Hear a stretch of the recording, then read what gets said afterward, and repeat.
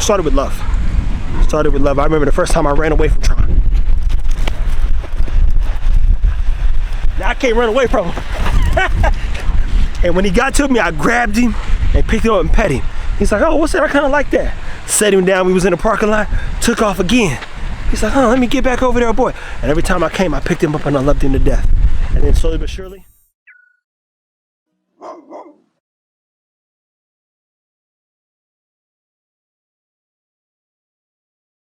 One of the number one reasons, unfortunately, dogs end up in shelters are because people don't know how to speak dog. And a dog don't speak English. So what happens? You get frustrated. The dog's pooping, peeing, barking, chewing, acting crazy per se. But a dog is less crazy than a human, believe me. T-Fit here, Fit Bully TV. We're gonna talk a little bit about value today and 3 things I would do from puppy to adult dog to ensure that I can keep enough control over my dog so that my dog always stays safe. Now I'm gonna let Tron out the car. Tron. And what you haven't seen objectively is him take off running. So he's looking like, what are we doing? What are we doing? That's his initial approach to things. And I'll let him, mind you, we start off in an open area. I want to make sure that, again, he can investigate. He's looking literally around me. He's literally trying.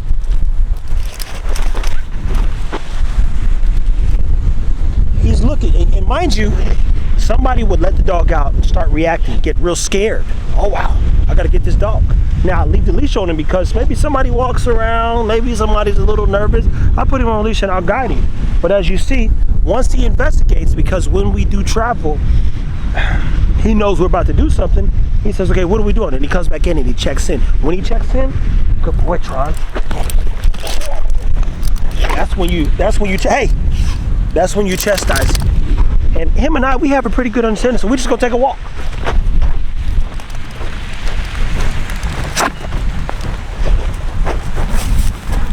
And mind you, I love a curious dog. So I want him to do what?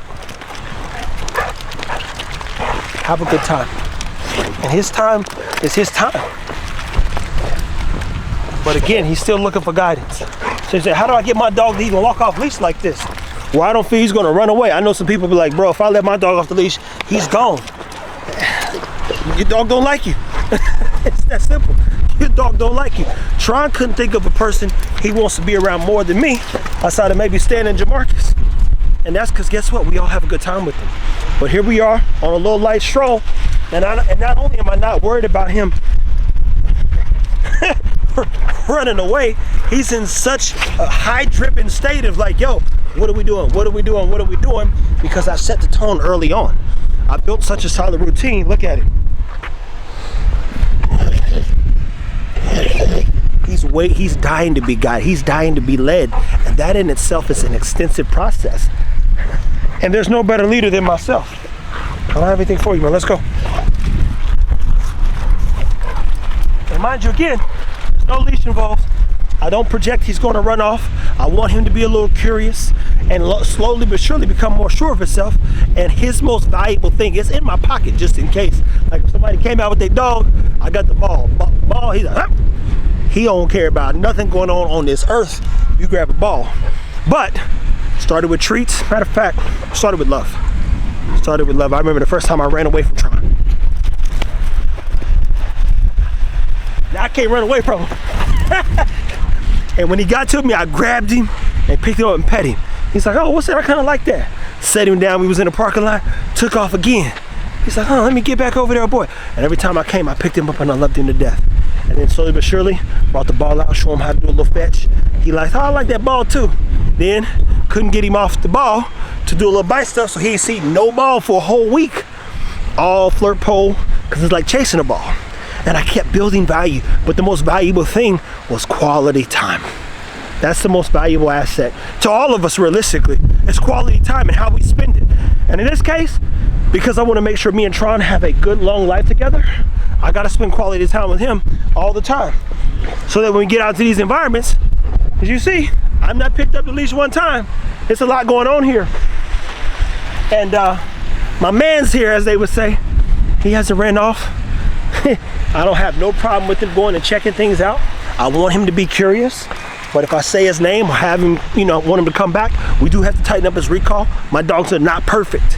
They're not even good in comparison to dogs that are well trained.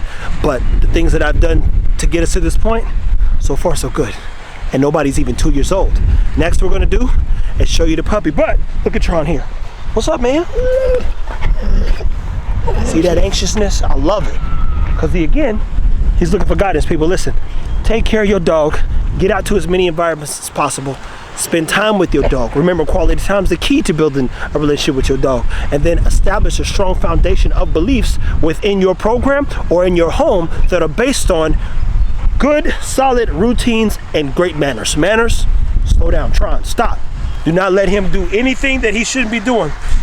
That way when you go and talk to him in public,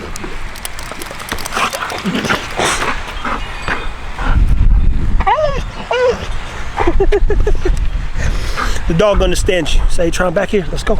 Let's go. And I don't do no yelling, for real. Hey, and I go yelling. He got them thick nails, boy. Them nails digging your butt. He hit the top of that glute. He like, my man.